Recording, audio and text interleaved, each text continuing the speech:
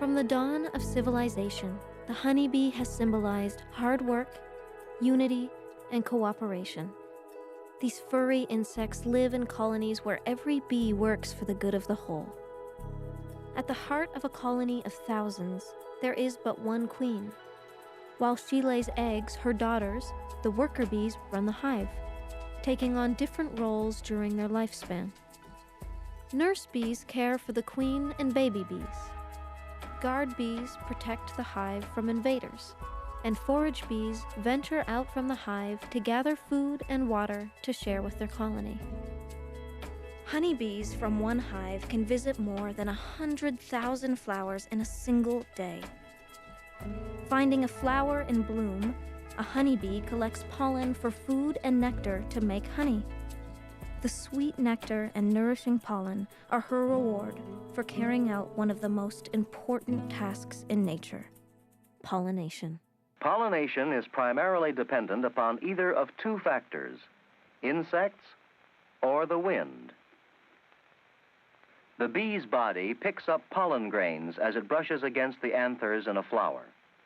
When the bee alights on another flower, the pollen adhering to its body rubs off onto the stigma of that flower.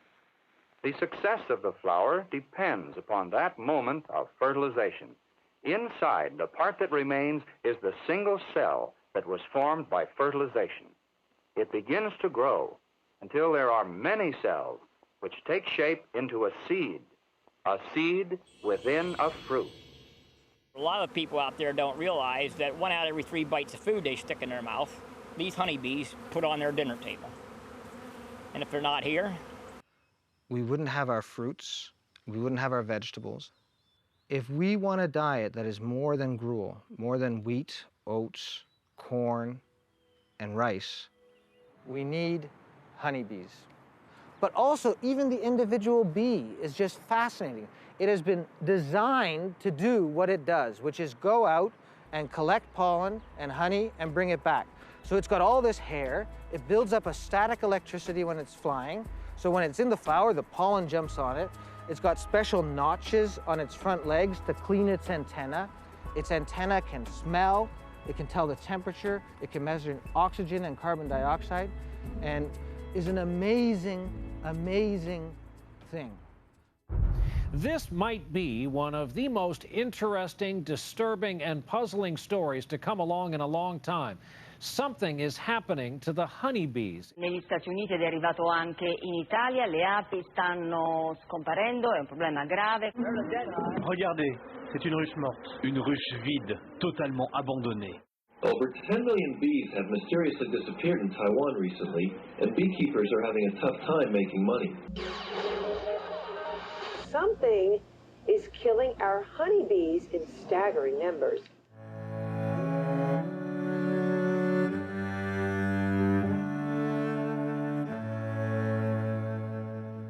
The first beekeeper in the United States to bring these mysterious disappearances to light was David Hackenberg.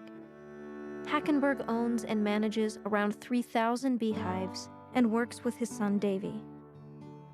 Together, they bring bees to apple orchards, almond groves, pumpkin patches, and blueberry fields across the country. hey, we'll see you in a little bit, boys.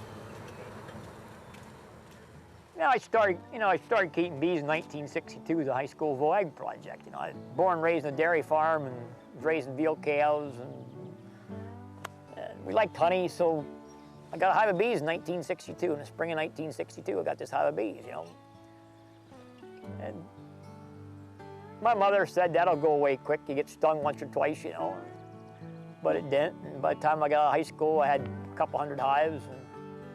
And we joke about getting stung. You get stung and you become a beekeeper.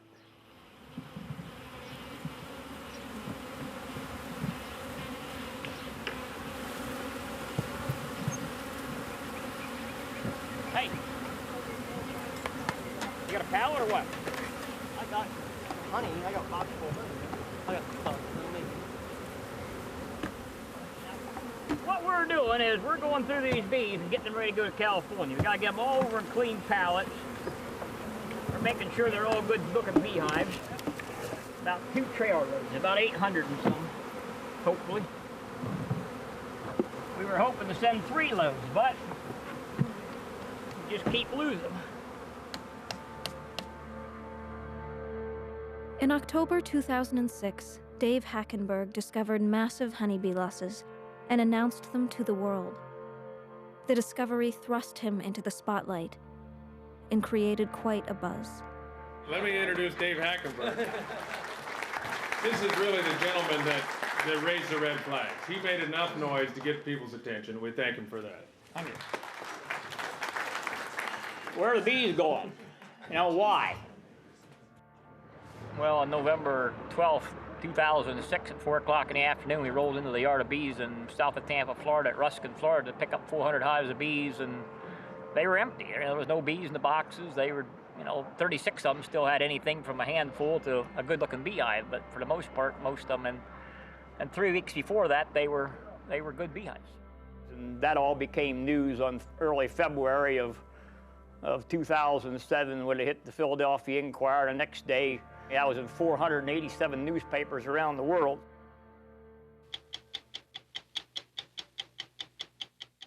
Some of the nation's top scientists are trying to understand the phenomenon, but no one is more immersed in the mystery than the man who is widely credited with discovering it. The bees were all gone. They're gone. I mean, where'd they go? Don't know. I mean, I literally got down and crawled around. I mean, seriously, I got down on my hands and knees and crawled around, and then there's no dead bees. There are no dead bees anywhere. I mean, you can't find any bees. They flew off someplace. And never came back. Never came home. I've known David Hackenberg for, 20-plus years. We're both East Coast beekeepers. We go to some of the same farms in Maine. I've known Dave and his brother Eli since they were kids. I met them on the road. They were trucking bees north. There's been times when I've needed help and I've called on him, and the same thing, and it was times when he's needed help. We call each other, and we call it therapy. We call each other a couple times a day. It's almost therapy for us to talk back and forth because it's difficult. Your bees are dying, and a lot of people think it's your fault.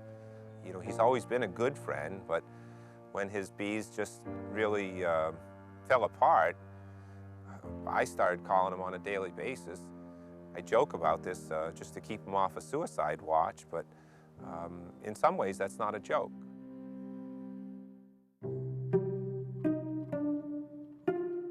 Scientist Dennis Van Ingelsdorp monitors bee health in the state of Pennsylvania. When Hackenberg reported the inexplicable losses, Van Ingelsdorp was one of the first called to the scene. David Hackenberg started very loudly complaining about this condition in November. And we required a David Hackenberg because now it's pretty clear that some other people have been suffering this condition, and he was right. Reports of catastrophic honeybee losses arrive from beekeepers across the United States, as well as Taiwan, Argentina, China, France, Italy, and many other countries. All around the planet, bees were disappearing, and no one knew why.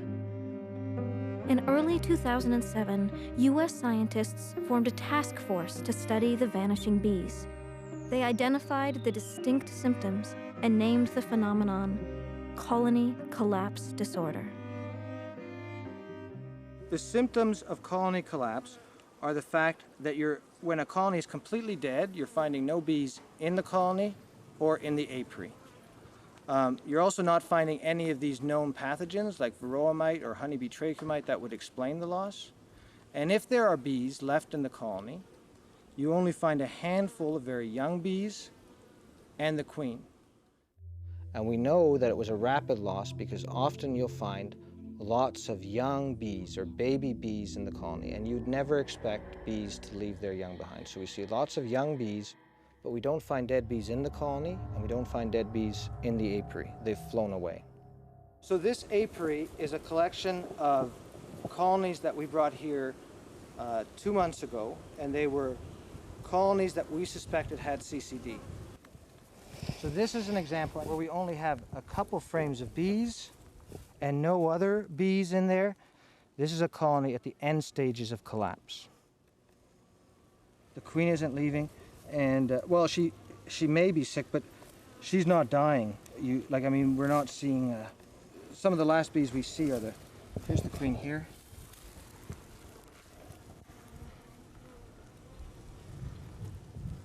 And you can see that's a nice patch of brood. She's really trying, and you can see eggs right up into the outside. So she's trying very hard to build that population, but the bees are dying faster than they can be replaced. Now, 2 colonies, in fact, have died, and we're actually monitoring what's happening with them. This looks awful, but in reality, I would have expected there to be much more significant damage. We actually opened one hive this morning to grade it, and we came back in the afternoon and it had all gone away. 3,000 bees gone. Well, here's the beehive these bee scientists found a couple days ago. It was full of bees. 3 hours later, nobody home. They just took off.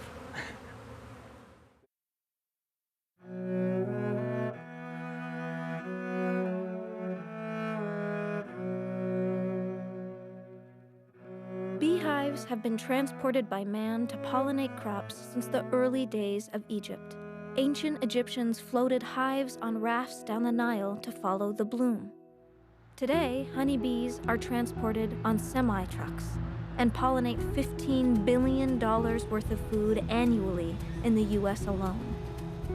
Commercial beekeepers like Dave Mendez don't make the majority of their income from honey, rather from pollination contracts from farmers who rely on the beekeeping industry to produce fruits and vegetables. If you hit hot weather, you're going to need to water the bees in the evening. If you hit cool weather, then down. Right, below 50 degrees, it's not good for them. But if you ended up going across 10, not that you will, and you hit hot weather at the end of the day, just think if you're thirsty, so are the bees. If they got loaded on a truck last night, they left Fort Myers yesterday evening. It's probably going to be about 4 days of traveling. Those hives will land in Lost Hills, California, on an almond orchard there. They will stay there approximately till the middle of March, and then they'll come back. So they will come somewhere back to Babcock Ranch. Middle of May, we'll ship them up to Maine for blueberry pollination. They'll go almost to the Canadian border, Washington County. From there, they'll go on a truck and they'll go to Massachusetts for cranberries. As soon as they're done with cranberries, they'll come back to Florida, and good chance they're going to go back on the ranch. When media people ask me about what's going on with the bees, they always ask, well, gosh, is there going to be enough bees for pollination? What I try to emphasize is that that's part of the reason for worrying, but more than that is that bees are an indicator of environmental quality. When the bees are dying, something's wrong, and that's going to affect all of us. I've gone to several state conventions with my good friend Dave Hackenberg. Dave asked me, what are we going to do? How are we going to stop this?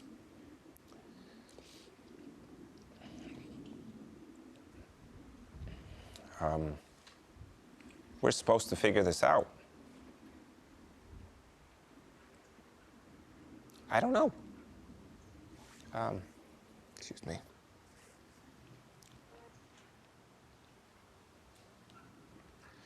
I think this is beyond us.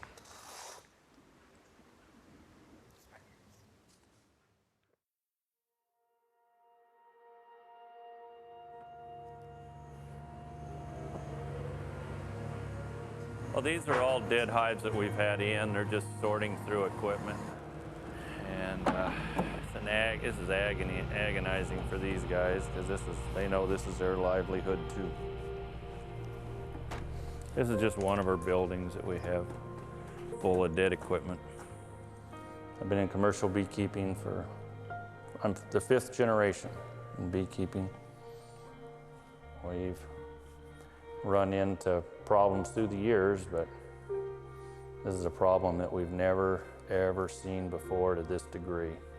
Since Thanksgiving, we're here the 2nd week of February, since Thanksgiving Day, we've virtually lost the operation to the bees just dying. I really don't know what we're gonna do. It's, you know, we have some options that we're exploring, but we don't know. Going out of business, Rick Smith bid a somber farewell to the family honeybee operation. Pretty devastating and it's very painful. The solution is now beyond me.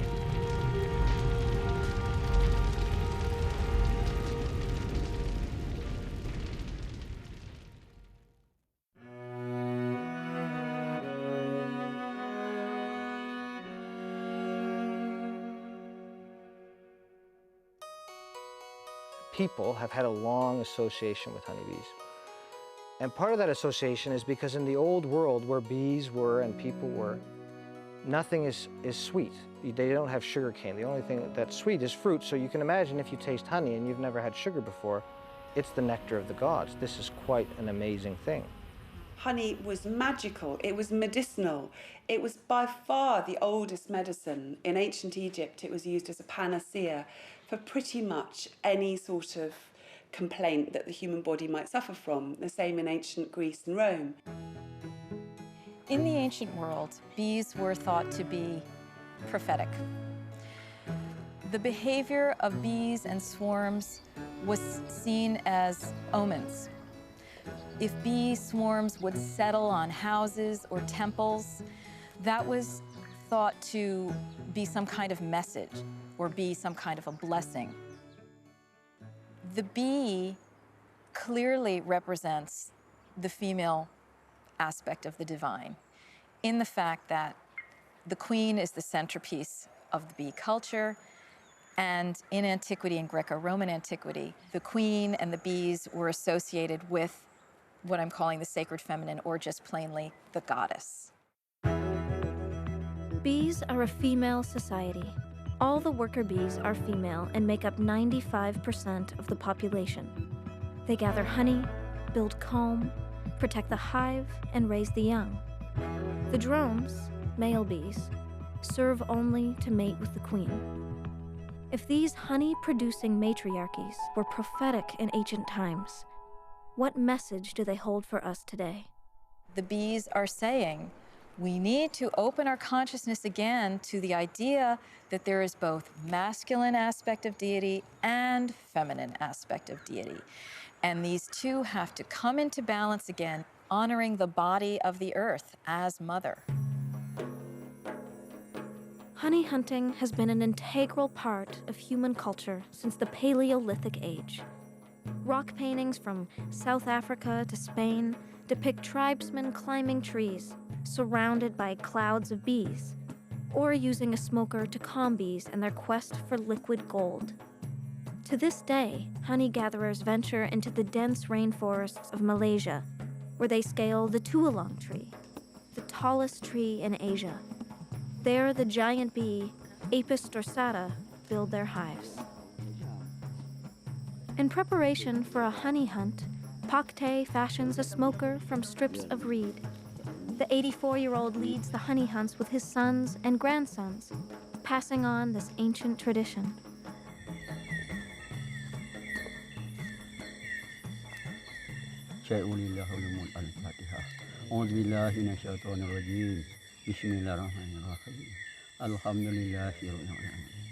Good. Tadi rumah. Ya.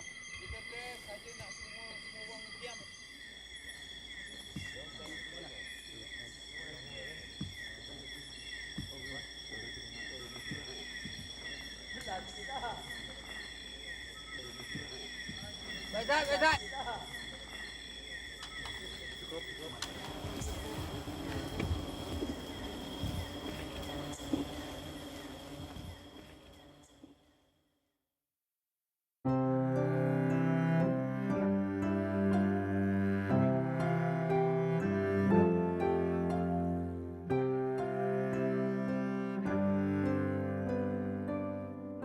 Cases of colony collapse disorder, or CCD, were documented in 35 states.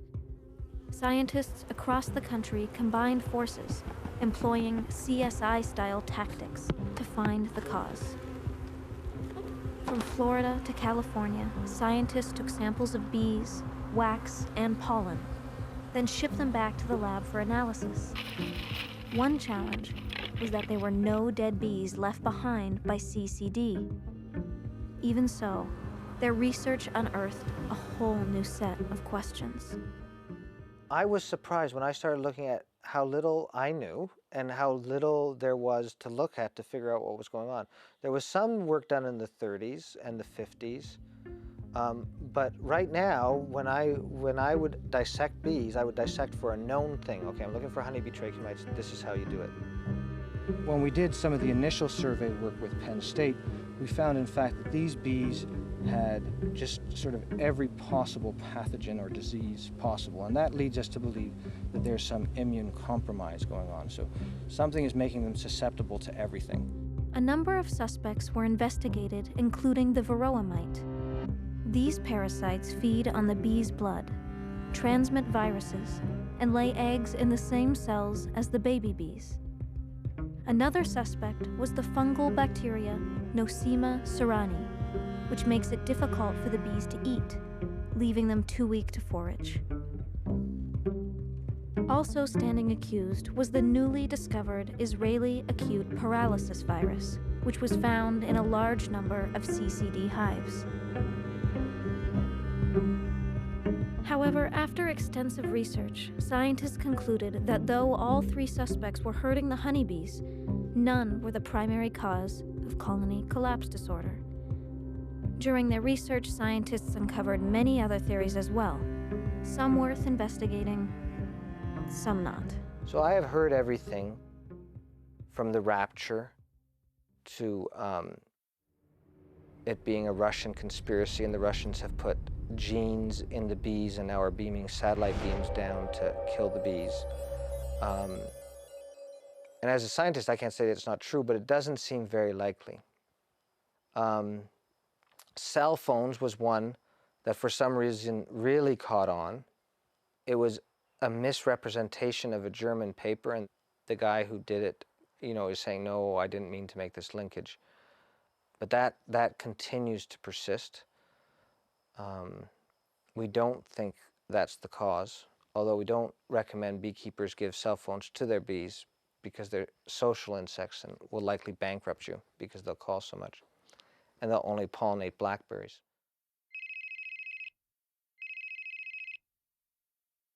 What has happened is beekeepers have become very good at replacing dead hives. An average beekeeper is going to tell you he loses 30% of his hives a year. If a cow farmer or a corn grower or an apple producer lost 30% of their crop every year, they'd be going, they called in the National Guard when cows were starving in Montana. But beekeepers, all they have to do is they split their colony in half, they put another queen in, and they can fill in these holes very good. And in a way, they've become their worst nightmare because every time they have these collapses, they're able to fill the gap. Despite this quick fix solution of splitting hives, beekeepers still came up short. In the last few years, there have not been enough American bees to pollinate the almond crop. And the almond growers went to the government, to the USDA, and said, we need more bees. Can we import them from other countries? And so 3 years ago, I believe it was, permission was granted to bring in bees from Australia. And bees began arriving by 7:47, landing at SFO airport and getting trucked to the Central Valley, and then very confused bees, coming from the other side of the world, the precise opposite season, got to work pollinating the almonds.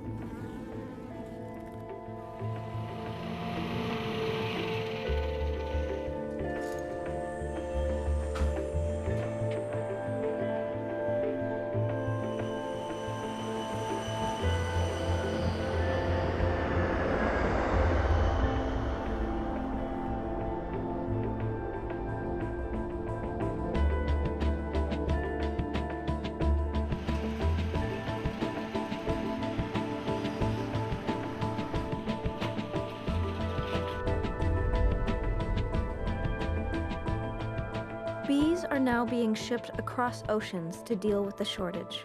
an action in itself unsustainable. And still, American scientists have failed to isolate the cause of the vanishing bees.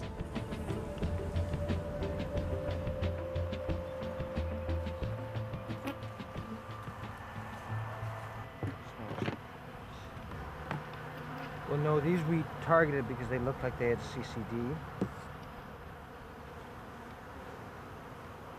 And so we have some sort of shot-in-the-dark ideas. So you're trying to restore them or trying to Yeah, to see if we can get them to bounce back and not die. Because we would have expected all these colonies to be dead within a couple weeks. Oh, okay. So, well, like this one's going to be dead in a couple weeks. Like, we're trying to see if there's a way, you know, of dealing with collapsing colonies.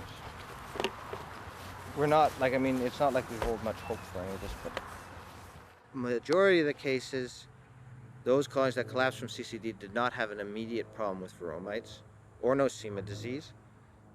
So I think we've ruled a bunch of stuff out, and we're honing in on a couple of remaining factors.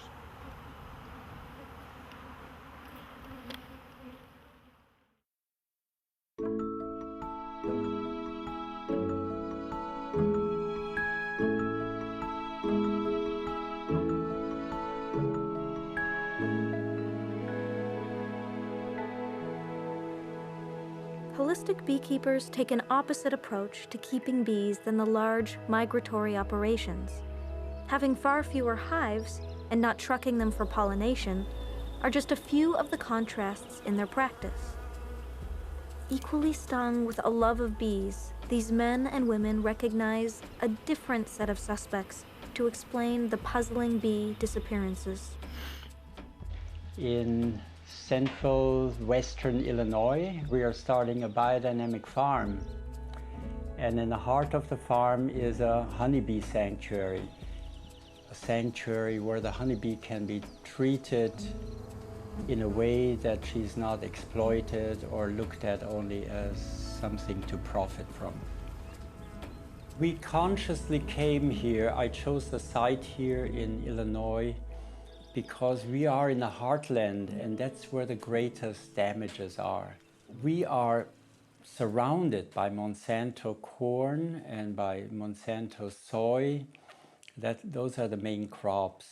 People in Iowa and in Illinois here can't drink their own well water anymore because it's so poisonous. I wouldn't be doing the work that I'm doing if I wouldn't have hope that we can turn things around bit by bit. We want to make salves and ointments and healing products from what the bees give us, the wax and the propolis and the honey. And of course then teach how to take care of bees in a different way so we can build up the immune system, build up their innate strength. One common practice Guntar feels compromises the health and vitality of honeybees is the way commercial beekeepers treat the queen bee. While worker bees and drones live only a few weeks or months, a queen bee can live up to 5 years. She is the mother of every bee in her hive. Commercial beekeepers routinely kill the queen after only a few months and replace her with a younger, artificially raised one. Beekeepers remove the queen from the hive, pinch her head, and then introduce a surrogate in a cage. The cage prevents the colony from killing the foreign queen until they adapt to her scent. And the way of queen breeding, this mechanized, artificial way of queen breeding, is the gist of the attack on the honeybee. Another practice holistic beekeepers feel is undermining the health of honeybees is artificial insemination. The queen bee is knocked out with carbon dioxide and knocked up with semen collected from male drones. They do this to select for specific traits, but critics feel it narrows the gene pool. I'm just opening the vaginal chamber of the queen. So I grab the forceps, and if I pull the sting over, it's a little flap of tissue that you have to get around. So you're putting semen directly in the oviduct. And then you measure out, you measure out so much semen. You measure out 8 microliters. Give her the equivalent of 8 to 10 drones. And then you just back that out and release the queen. And she is ready to be put in her mating nook. She looks a little rough, but she'll come around in a few minutes.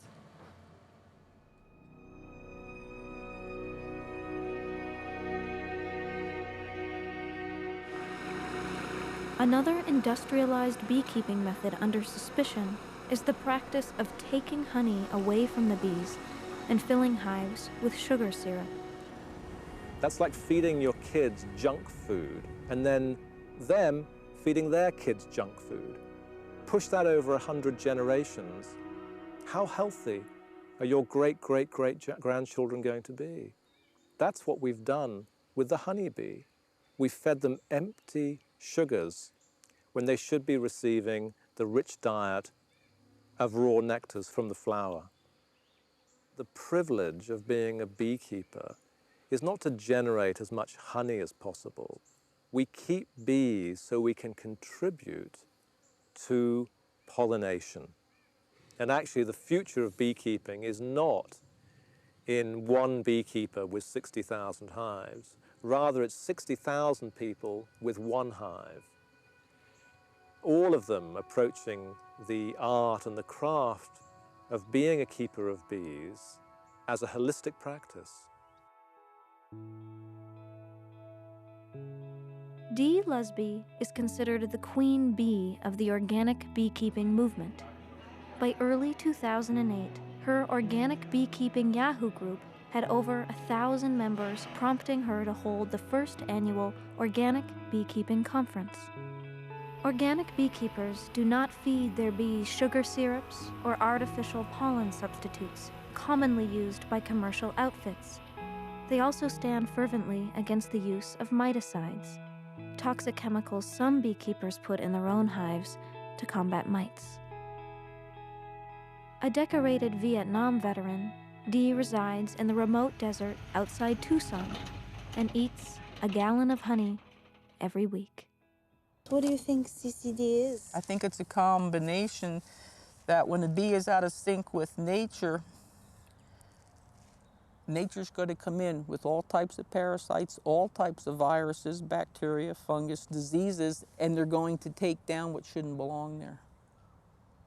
It's a sad state because they're forced, a lot of these people are forced to go migratory because they cannot sell their honey and make a living. And by being forced to go migratory, they're forced to go into factory farming, and once they're on the road where they don't have access for foraging, then they're forced to artificially feed them. And then if they artificially feed them and they're on the road and something happens, normally every move you make, you lose 10% of your queens, then you're forced to buy artificial queens. And once you're forced into the migratory, you're forced into a system that's like going down a road to hell.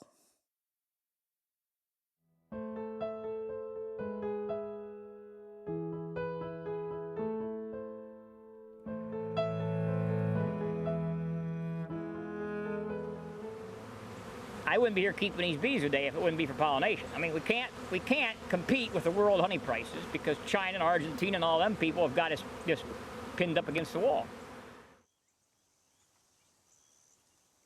4 or 5 years ago, honey came in here with chlorophenicol in it. You ever hear that antibiotic?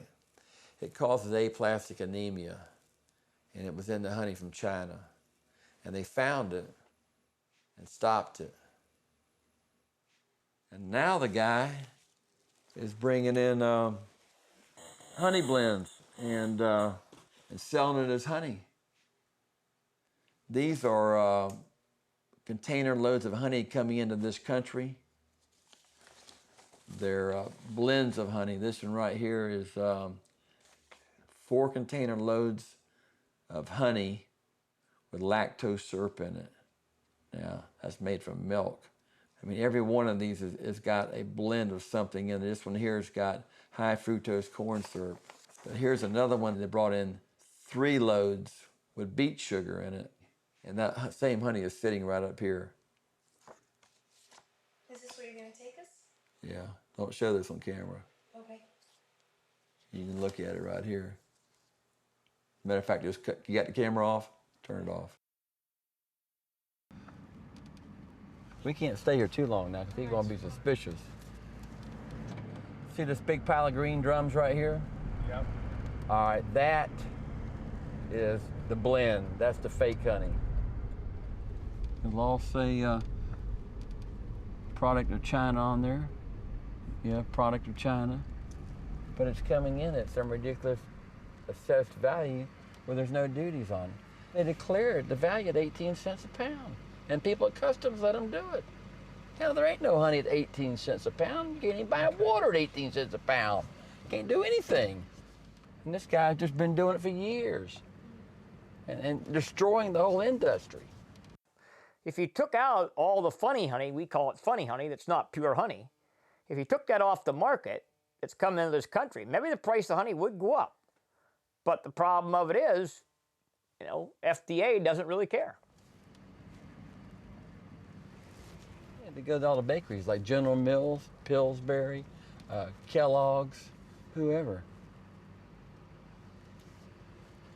But it's just a shame to see how this country is going to wake up one day and there's not going to be any bees left, and people are going to be asking, why aren't there the fruits and vegetables that we normally buy at the stores? And they're going to tell them, say, well, the ship didn't come in from Central or South America somewhere, so we won't have anything this week. Come back next week. And people aren't going to be used to that. We're somewhere around 35% of the fruits and vegetables we eat now are already imported. And, you know, there's a train of thought out here in some areas of agriculture that, you know, that in another 10 years, we're going to be importing most of our fruits and vegetables. Food's going to come from China now. The food's going to come from Mexico. But if we get in a world of hurts and they need the food for themselves, then who's going to feed us? I don't know of anybody.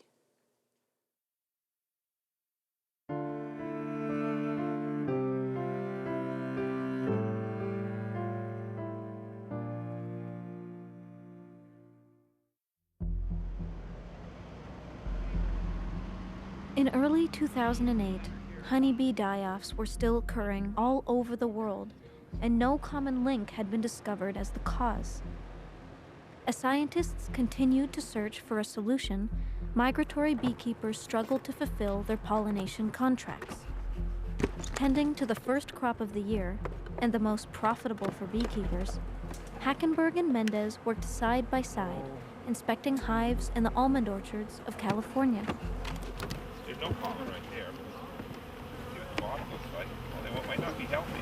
Here's Queen. Happy, happy. There she is.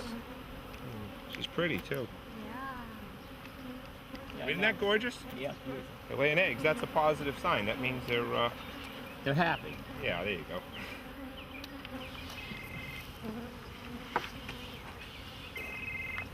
Hello? Hackenberg and Mendez got word that their friend and fellow beekeeper, Brett 80, had just discovered a massive collapse of his hives. They drove over to witness what would be the worst case of colony collapse disorder ever recorded. 40,000 beehives had gone from healthy colonies to empty boxes in a matter of weeks.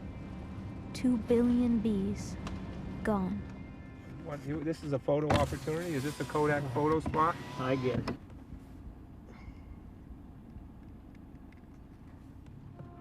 It keeps going.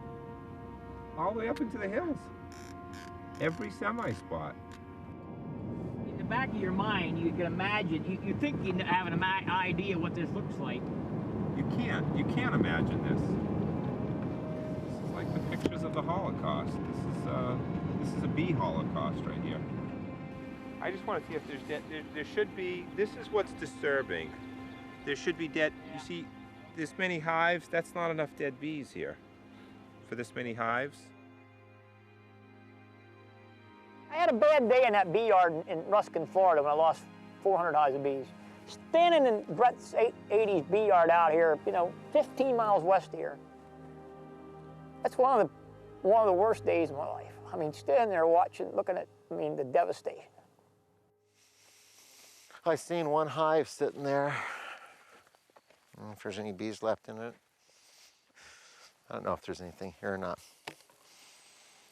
Just a little drizzle, a few bees there. They're not enough. They're not viable. No, they're gone. They just don't know it yet. There's like 6 bees there. There's no queen. So. This last meeting in Sacramento, this beekeepers meeting, there were several beekeepers that walked up to Hackenberg and said, I owe you an apology. I heard you talk about this a year ago and I thought you were just a bad beekeeper. And now I've seen this in my own hives and I was all wrong. With colony collapse disorder striking the 2nd year in a row, scientists still had not found a smoking gun. Slowly, the investigation turned to the farming practices that had made us so dependent upon bees in the first place.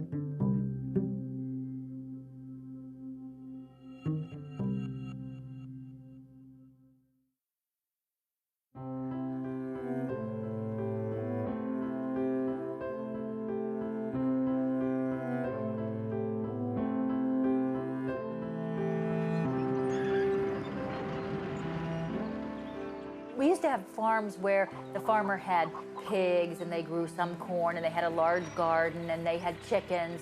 So the farms were diversified. That was the typical American farm. Today, what we have are farmers who grow corn or farmers who have an apple orchard, one or the other. They don't grow corn and have apples. It's large, large acreages, hundreds, sometimes thousands of acres of one thing. That's a monoculture. There are not likely to be a lot of bees around a monoculture. Why is that? Because for 50 weeks a year in that monoculture, there is nothing to eat. So what bee would ever hang around? You'd have to be stupid. It contradicts the logic of the natural world. You don't find monocultures in nature. Nature just doesn't work that way. Nature doesn't put all her eggs in one basket. So in order to keep a monoculture going, you need a lot of intervention. Once you have monoculture, you need pesticides because pests love monocultures. Every plant, every animal has its pests or diseases. And when that pest or disease encounters a monoculture, it's a party. There's so much food that its population explodes. It makes it a real struggle to control pests because once they get established, all that they need is there and they can really, really take off.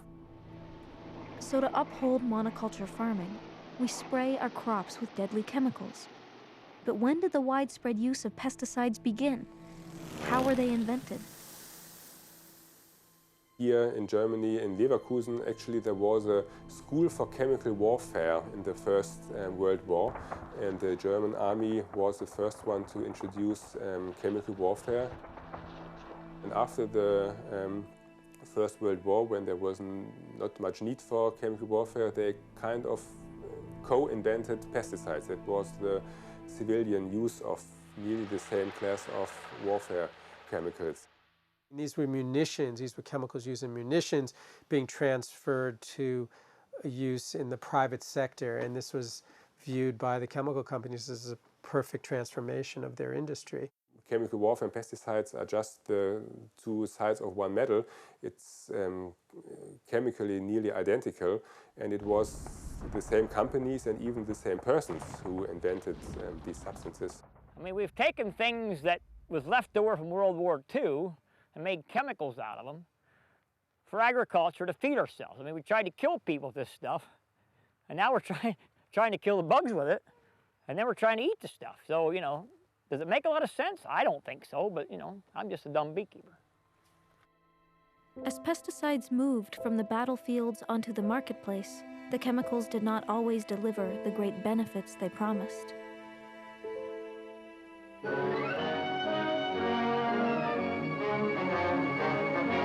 With the possibility of a serious infantile paralysis epidemic, health authorities of the city of San Antonio, Texas, attacked the germ carriers throughout the city.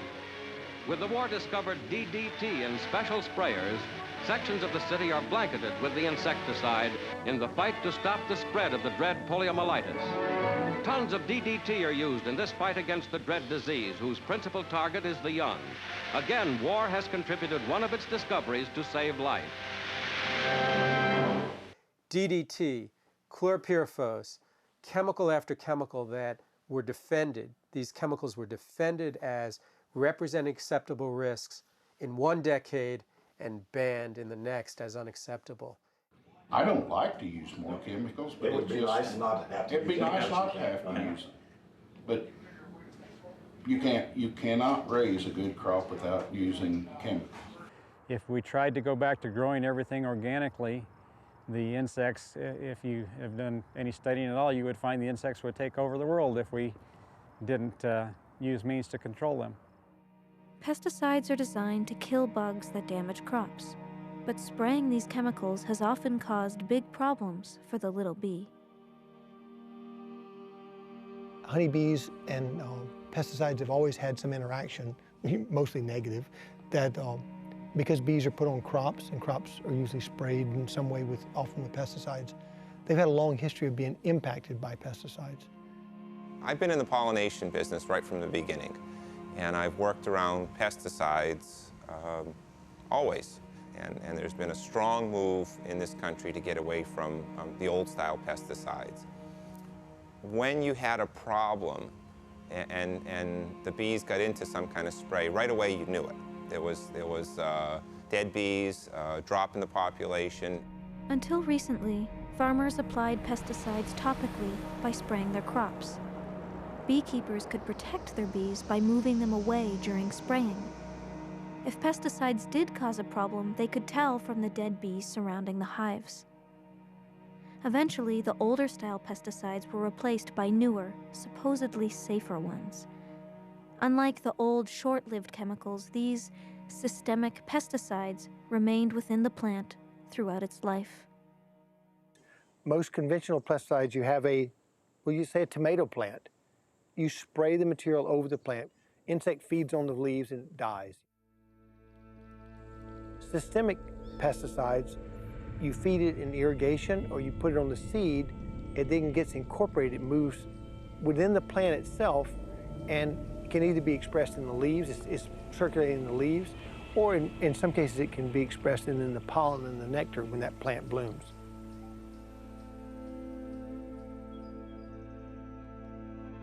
These pesticides kill insects by inflicting sublethal damage. They weaken immune systems, disrupt digestion, impair navigational abilities, and subtly harm the brain. These effects can be particularly detrimental to colonial insects like honeybees. If lost or separated from the colony, a single honeybee cannot survive for more than 24 hours without her hive. Since their introduction, systemic pesticides have become the fastest-growing insecticides in the world. With brand names like Gaucho and Poncho, they came to be widely used in the U.S. in 2003, not long before the advent of colony collapse disorder. With the newer style pesticides, the systemics, you can have exposure and have no symptoms for many months. But when the symptoms do occur, it's devastating. Products that are being used right now have been tested and found to be safe around bees. And that's true on a lethal dose. When the bees go to the flower, it's not enough product to kill them. But the issue of what's brought back to the hive and what's fed to the bees in their developmental stages is not only not required to be studied, all that research is absent. It doesn't exist. What we're concerned about is low-level, sublethal doses over a long period of time and what effect that has on the health of the bees. But measuring the sublethal damage done by pesticides was challenging. Marion Fraser, a research scientist at Penn State University, began to explore whether pesticides, and particularly these new systemic pesticides could explain the nation's dwindling honeybee population. In order to look at the impact of pesticides, we have to collect samples. And so we collect these samples of either honey or pollen, or in the field we might collect samples of bees and or wax. The initial question was, are pesticides, and in particular systemic pesticides, causing CCD? What we did was participate in the large CCD project, and from that we found an incredible amount of pesticides. And the question then became much more complicated. Yes, the pesticides are there, there's no doubt. What is the impact of those pesticides? What are they doing to the bees is now the question. This idea that these pesticides that we're seeing at very, very small levels are causing sublethal effects is a much more difficult thing to try to diagnose, to try to understand. The fact that they, again, might be interfering with the nervous system of the bees and thus interfering with their ability to learn or to remember, or their immune system, interfering with their ability to have a strong, healthy immune system, to be able to fight off diseases. With colony collapse devastating bees for a second year, the plight of these prime pollinators moved to the nation's capital, where a congressional hearing was held to discuss honeybee health. David Hackenberg and Dave Mendez traveled to Washington, D.C. to voice their concerns about their bees and our environment. In February of last year, top agriculture researchers, in conjunction with USDA, termed this massive decline in honeybees as colony collapse disorder and set out to pinpoint the cause of this problem. Many beekeepers in my district have been financially and emotionally devastated by the rapid loss of their bee colonies. Next up, I'd like to call on Mr. David Mendez, Vice President of the American Beekeeping Federation from North Myers, Florida. Welcome, sir. The floor is yours. I would like to be able to tell you that over the last 18 months we had figured out the cause of CCD, but that would not be an accurate statement. What I can tell you is that many beekeepers have a pretty good idea of what is hurting their bees. What's happened now, these new products, these systemics, they can be applied to the soil, they can be applied foliarly, they can be seed treated on corn, for instance. My own experience and experience of several beekeepers is you bring your bees to an area where these products are being used, several months later they're collapsing. The bees that you left in the woods far away from those crops, they're just fine. I am sure that most of the people at this hearing are aware of recent actions in Germany to restrict the use of many systemic pesticides. This follows regulatory actions originally implemented in France to limit the use of these products until they can be clearly proven to be safe to honeybees and other beneficial insects.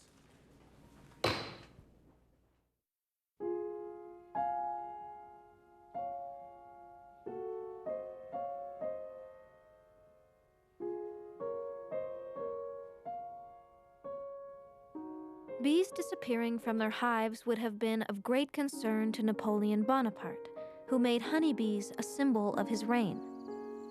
The oldest beekeeping school in the world still exists in the Jardin de Luxembourg, and hives can even be found listening to the arias on the roof of the Paris Opera House. 15 years ago, bees in France began to disappear in a manner similar to colony collapse disorder, which they called mad bee disease. Quand on était à Melbourne, en Australie, on a eu une après-midi à Pimondia sur les mortalités d'abeilles, et il y avait un chercheur américain. J'avais l'impression d'entendre ce qui se disait en France il y a 10 ans. Ça a commencé dans les années 1995 et on s'est aperçu que c'était arrivé en même temps que le gaucho, le produit de chez Bayer. On a filmé en France des tournesols biologiques et des tournesols traditionnels traités gaucho. Et on a regardé le comportement des abeilles. Sur les tournesols biologiques, on voit les abeilles qui butinent les fleurons après fleurons, mais d'une manière très rythmée, très efficace, un vrai butinage. Et sur les tournesols traités gaucho ou régents, les abeilles déjà ne se trouvent pas sur les bons fleurons, parfois elles sont sur la périphérie, et d'autre part, elles se mettent à se gratter et puis elles tombent.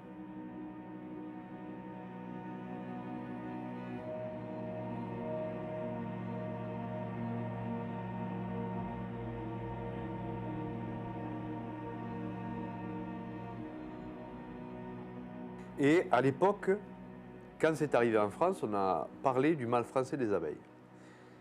Et je ne suis pas persuadé, d'ailleurs on n'en parle plus aujourd'hui, qu'on puisse dire qu'il y a un mal français des abeilles, ou qu'il y a un mal américain, ou qu'il y a un mal italien, ou un mal australien, ou un mal espagnol ou allemand, qu'on le nomme CCD ou qu'on le nomme dépopulation d'abeilles.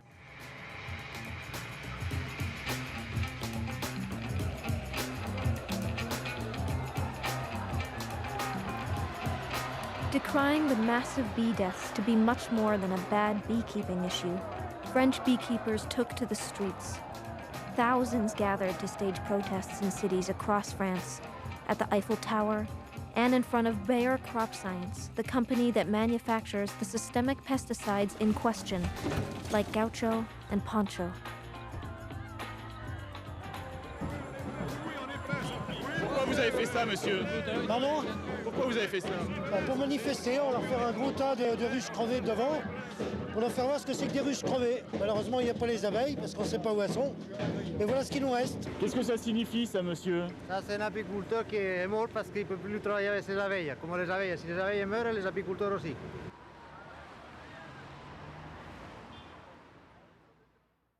Je pense qu'au début, on a énormément surpris la société Bayer, parce que pour eux, les apiculteurs, c'était des babacools, des gens un peu poètes, qui avaient quelques ruches au fond du jardin, qui étaient tout à fait individualistes, qui n'avaient pas de moyens, qui étaient divisés parce qu'il y avait plusieurs syndicats, etc., et qu'ils n'en feraient qu'une bouchée. Et puis en fait, on s'est rassemblés, on a pris, comme je vous l'ai dit, on a pris un avocat et on a fait de grosses actions juridiques, on a eu les preuves scientifiques, et tout ça a fait qu'on a su se défendre, qu'on a réussi à obtenir des résultats en France. Reviewing the evidence in the courtroom and listening to the cries of the public, the French Minister of Agriculture banned the systemic pesticides on corn and sunflowers. J'ai pris mes responsabilités sur le gaucho. Ça prouve que, justement, quand il s'agit de défendre l'environnement, ce ministère est aussi à la pointe du combat. J'ai pensé que les apiculteurs me le demandaient, compte tenu dans leur immense majorité, me le demandaient compte tenu des troubles que ça provoquait dans leur production. Je l'ai fait.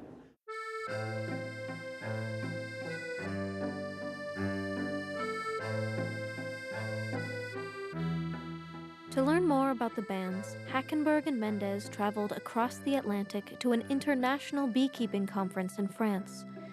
Henri Clement invited them to speak and compare notes with European beekeepers and scientists firsthand.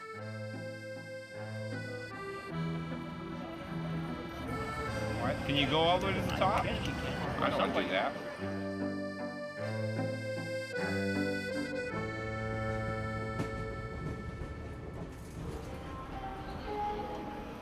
It's very important to have a relation between the different beekeepers in France, in Europe, because it's a great problem. It's not only varroa or... No. It's pesticides. Well, we think so too. The problem we have in the States is that we need the science. We still don't have the science that's enough for the government. What we find is the pesticides start the process, and then the viruses are a problem. Yeah. Okay, yes, but for me, the problem is in first pesticides and the effect of pesticides. Viruses, Nosema serrana, varroa is more problem. When you are intoxicated, Yes.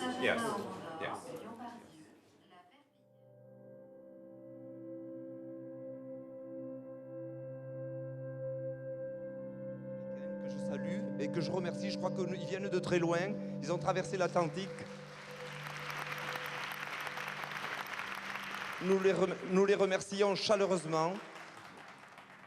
The spring of 2004, we put bees on apples in upstate New York, and they were sprayed with a sail, which is a systemic Bayer product.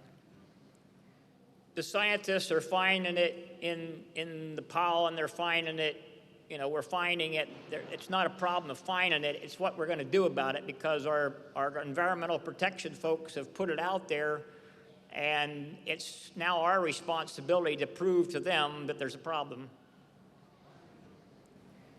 One of our goals in coming here to Europe is to learn what research, what science you've already worked on, so that we can bring it home and use it for to change our laws also. Les abeilles récoltent le pollen, on ne voit absolument rien. Et en fonction du moment où elles vont reconsommer le pollen dans la ruche, et ça peut se trouver 6 mois après, That's the problem we're having. That's what we're seeing. That the second, not the first, the second. Donc ce sont des cultures qui consomment le pollen. En hiver, elles consomment le pollen qui est dans la rue. It's very difficult to prove. À cause de ce scénario, c'est très difficile à prouver. On ne sait pas mettre la cause à l'effet. Because of the time. You can't link the cause and the effect. We suspect that when it's in the pollen, it's affecting the bees a different way in their developmental stages.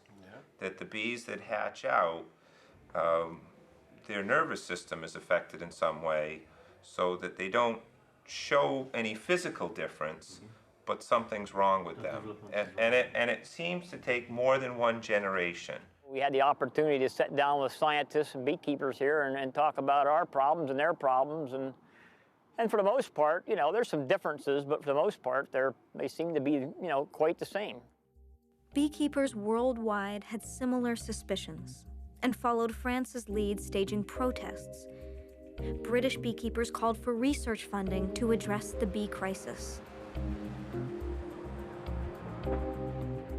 What do we want? 8 years! When do we want it? Now! Don't want much. You've given it to the banks. We want 8 million. Save our bees. Save our agriculture. Concerned over bee health, countries like Italy, Germany, and Slovenia also placed bans on certain systemic pesticides that beekeepers and others believe underlie the mystifying symptoms of colony collapse disorder. Abbiamo una delegazione degli apicoltori francesi a cui diamo un ringraziamento.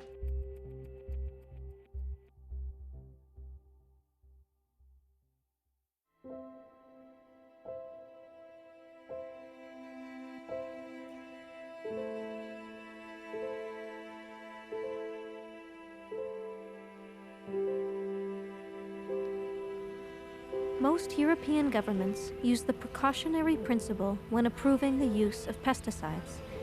This places safety as the main priority when regulating toxic chemicals, intending for errors to always fall on the side of caution. The interesting thing about Europe is they're living in a different idea. They're in the precautionary. You know, we're gonna take precautions. If we think it's a problem, we're gonna take it off the market until we figure this thing out. Here in the United States, we're just the opposite. We just put it out there and we see what happens, you know? The EPA decides whether or not to approve a pesticide based on what is called risk assessment. This practice allows for exposing the public to risk as long as the EPA determines those risks are reasonable. We're looking at an agency that's regulating by risk assessment, does not like the precautionary principle at all as a matter of practice or philosophy, and essentially is saying we can mitigate risks of chemicals. The problem, however, is because of our failed regulatory systems, we're still not asking the full range of questions that need to be asked before we register these chemicals. And one of the things we're not asking adequately are the sublethal effects of chemicals. EPA regulations deal with lethal doses to adult bees. Their perception is they've done their job, but there's a big hole missing. When they changed the nature of the pesticides, the mode of action, they needed to change the regulation, and that did not occur. Another problem beekeepers have with the EPA's approval process is sometimes referred to as the fox guarding the henhouse. But who funds research? Do you know how EPA works in this country? EPA doesn't do any research. The manufacturer does all the research. They submit it to EPA, and they either say yes or no, or we need more information. When I talked to the state, the folks in the state here to ask them about it, and I said, well, University of Florida or USDA, who's done the research on this? They referred me to the toxicologist at Bayer. I picked up the phone, I talked to him, I spoke to the toxicologist. He said, I'll send you the studies. He sent me the studies. I look at them. They put imidacloprid in sugar syrup. They feed it to adult bees. They look at 1 day, 2 days, 3 days, and that's the end of the story.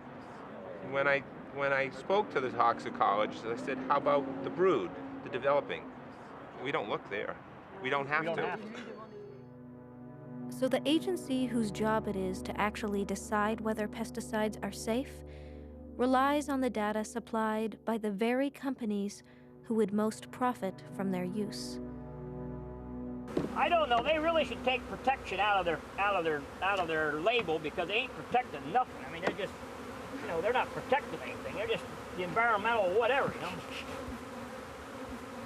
When people discount the whole argument about pesticides, they say, well, you've been around pesticides for years. You know, what's different now? Well, this is what's different, is the residuals, how long the products last. The systemics are designed to have long residuals. When they're used over a period of time, they leave a long-lasting residue in the soil, and they accumulate with time. And what hasn't been looked at very much yet is that accumulation over time and what that does. What is the level after a period of time? Is it enough to kill a bee? Probably. To us, this begs the question, what are these pesticides in combination doing? We all know that when we go to the pharmacist, the first thing they want to know is what other prescriptions are you taking, because they're concerned about the potential interaction of compounds. We know that some of these things synergize, that together two of these things can be more toxic than either one can be on its own. It's like going back to chemistry class, you know. You took a little bit of this, a little bit of that, and it was fine. You dumped it out, and everything was fine. You poured it together, and it's still okay. Then you got the third thing, you dumped it in, and started to sizzle a little bit, and you found something else where you dumped it in, and all of a sudden, boom, you blowed the whole place up. Synergism has never been really looked at. Nobody has ever tested it. They don't have to, because the rules that's not what the rules at EPA say.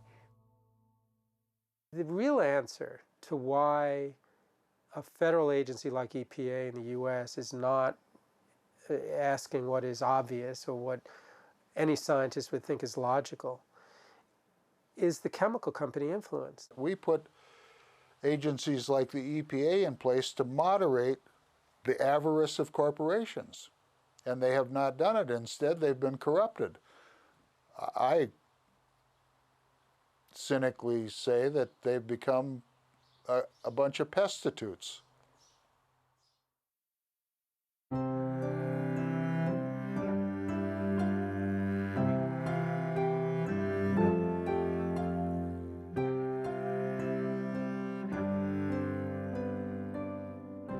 I tell people, when they ask me about something, I say, well, I got to ask the bees.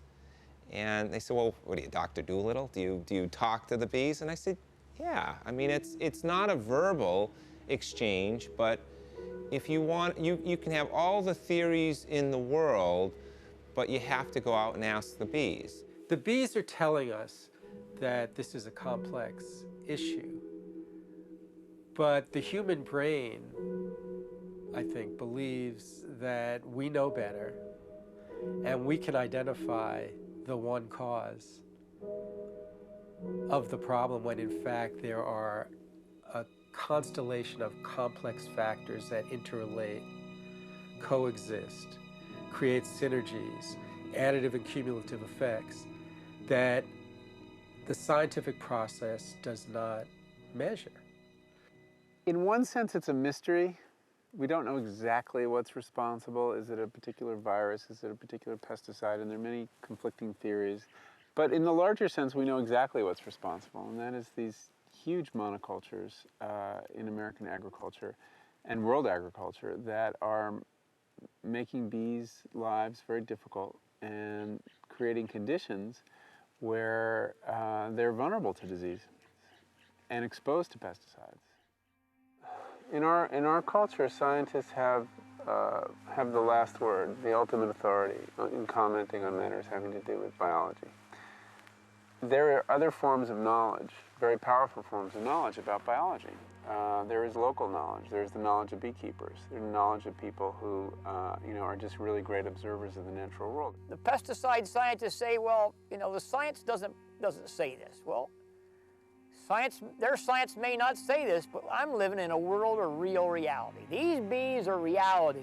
We should listen, because very often traditional knowledge gets there before the scientists. We do know that in these same areas, every time we encounter corn, soybeans, and all these crops that have been treated with systemic pesticides, the bees fall apart. In American agriculture, more than 95% of the food we eat is treated with pesticides.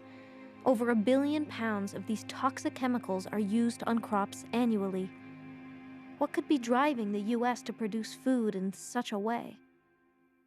I don't think the farmer is looking for the quick fix. The farmer is part of the whole system that's based on production quantity, cheap food. Cheap food is not as cheap as it looks. You pay the price eventually. You pay it in terms of environmental damage, you pay it in terms of future health damage. And food that looks expensive today may not be in the long term if it helps keep you healthier.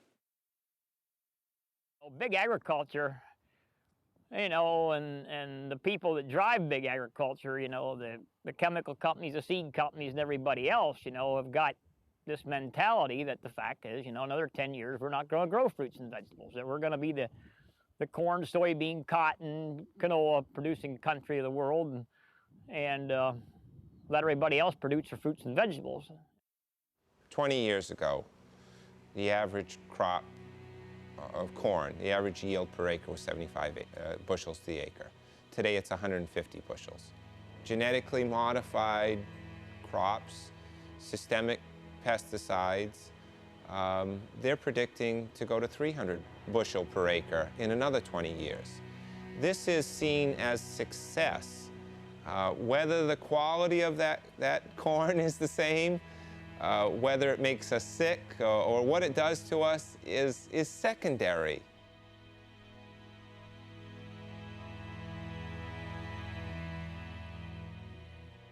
My take on colony collapse is it is one of the signs, the really unmistakable signs, that our food system is unsustainable. That word that we all throw around but means something very specific, which is to say, it's destroying the conditions upon which it depends. It has internal contradictions that will lead to breakdown. The question of whether we can actually feed the world without toxic chemicals, I think, has long been answered. Despite all our modern ingenuity, we have the same degree of crop loss today that we had before the pesticide revolution. We're still losing about 1/3 of our crop in conventional agriculture to infestations. That's a big loss, and we never lost more than that, and we never will lose more than that in non-chemical systems. While safer alternatives exist, the current agricultural landscape impacts more than just the honeybee. Many feel other life on Earth has also been adversely impacted by pesticide residuals moving through our ecosystem. It's this issue of the systemic pesticide just isn't the honeybees. This is all the native pollinators. I mean, the bats, the hummingbirds, the other solitary bees. Not only birds, fish, and insects are put at risk from the widespread use of pesticides. The reality itself, aside from what's moral or not, should be driving us to step back and question whether all the money in the world can buy us an environment or good health. And, you know, obviously the answer is it can't. We're not killing people with pesticides per se. We don't see the dead bodies by the hives or in the streets, but we're causing enough deterioration of systems in the body, causing autism in humans, or we're causing learning disabilities, and we're causing mechanisms in bees to erode to the extent that they can't forage correctly or navigate correctly.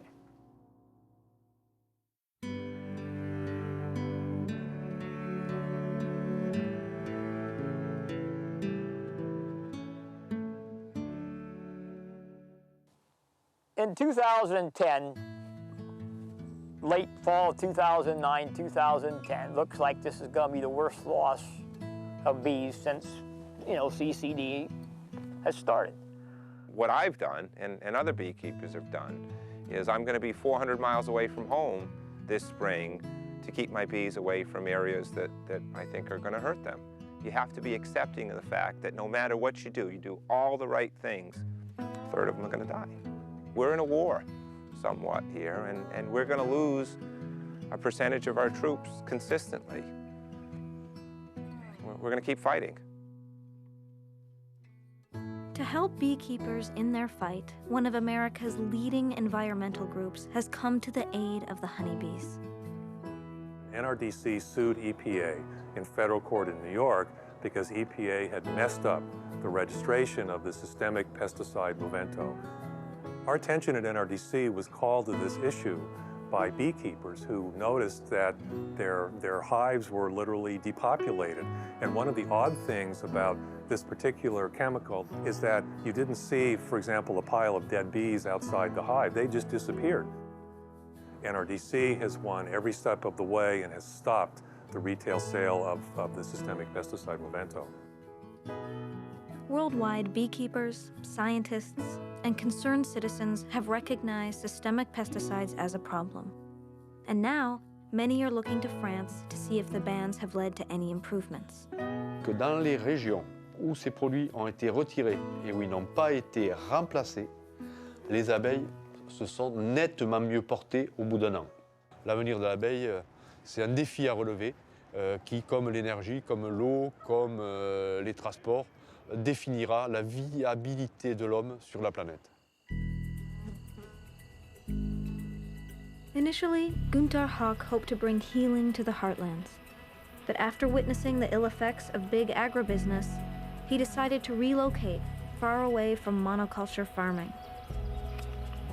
We had to move from the farm in Illinois, the 610-acre farm, and we found this wonderful place in Virginia, in Floyd, where we are not surrounded by Monsanto corn and soy, but by pastures and fields and hay fields.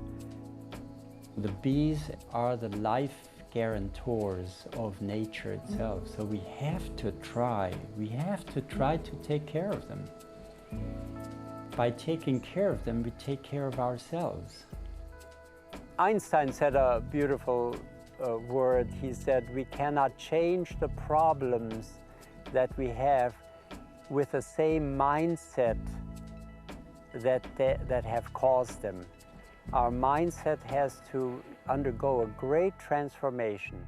I think this approach to more sustainable agriculture, where you're incorporating places for native pollinators and native wildlife and other plants, and pesticide-free areas for insects, I think that's the future. I don't think it's going back to how we farmed 100 years ago. I think it's looking at modern farming and making sure modern farming lives in harmony with the environment.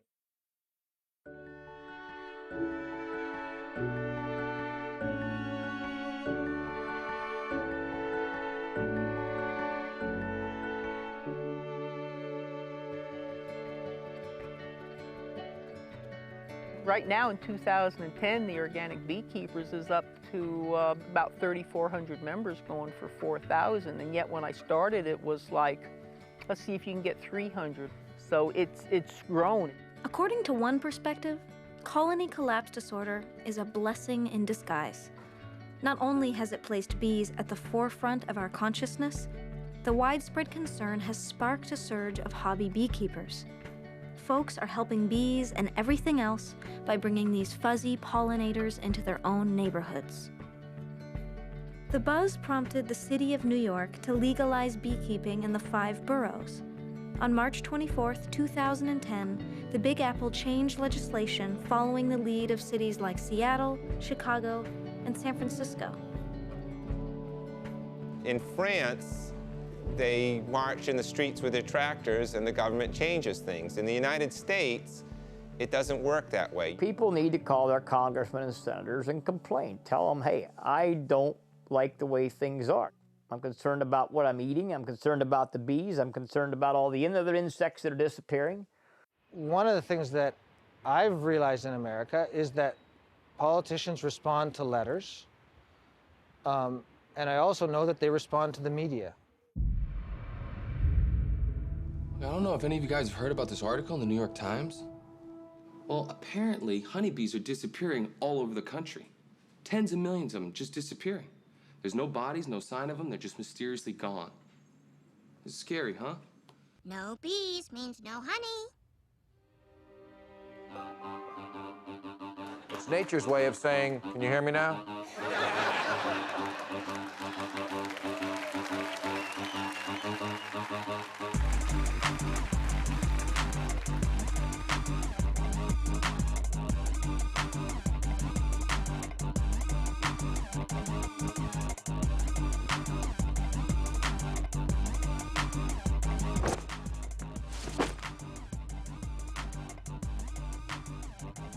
Yo, where my bees at?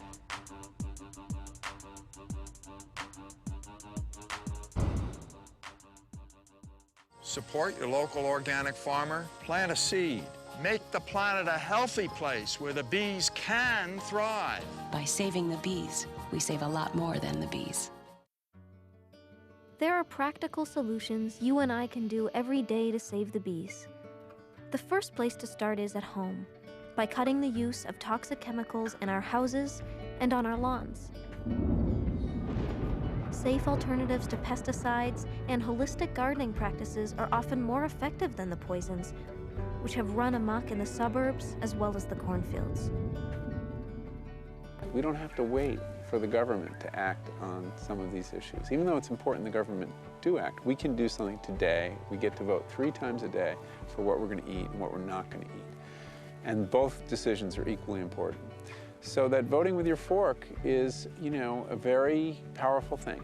And by doing so, you can nurture the food systems that will take better care of the bees. Choosing organic produce is another effective way to help the bees and keep you and your planet healthy. More bee saving can be done by shopping at the local farmers market, which provides both a fun outing and delicious, healthy food. If these options aren't available or organic food seems too expensive, you can plant a garden and grow your own organic produce. Even people living in apartments can keep window gardens. You know, do you have a lawn? Lawns don't offer much to bees. They don't offer much to us either. Rip out your lawn and put in a garden. Put in flowering plants. Create habitat for bees. It's not very hard to attract bees to your property. We wanted to have a vegetable garden because this is the first time that we lived in a house with how we could have a garden. And I had been hearing a lot about bees not having enough food because of urbanization. And we decided to plant some. Yeah. So we got a gardening book. We built this. We did build this. Hello. And I just love that my daughter's learning to have a love of nature. To have just a little bit of nature in your yard is nice. The plight of the little bee has also inspired gardens in big places. In the spring of 2009, First Lady Michelle Obama planted an organic garden at the White House. And to help the fruits and vegetables grow, the garden holds a beehive.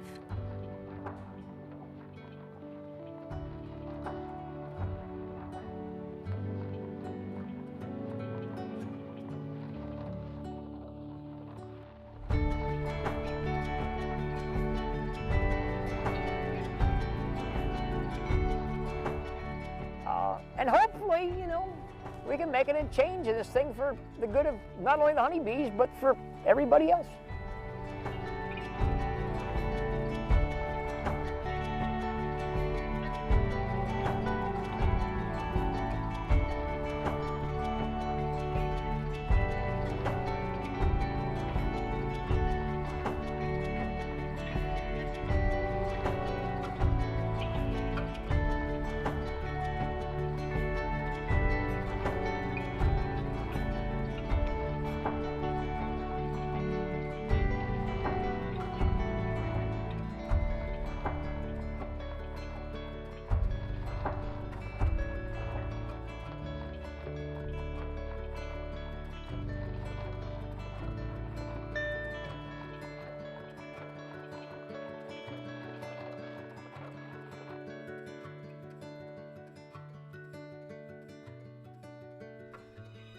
Mm-hmm.